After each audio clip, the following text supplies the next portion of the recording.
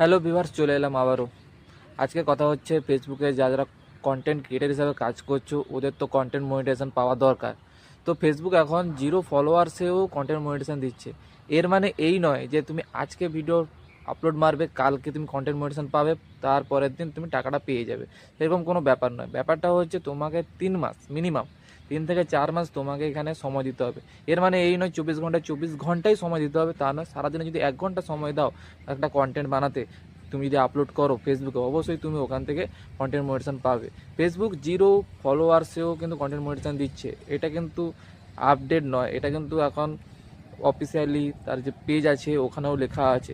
যারা যারা content creator হিসেবে কাজ করতে চাও অবশ্যই তোমরা কাজ করো, এবং ওখান থেকে তোমরা কিছু টাকা আর্নিং, কিছু টাকা, কারণ প্রথম 0 ফলোয়ার্স মানে যেরকম তোমার ভিউজ আসবে সেরকম হিসাবে তোমাকে টাকা দিবে, এরকম ব্যাপার আছে।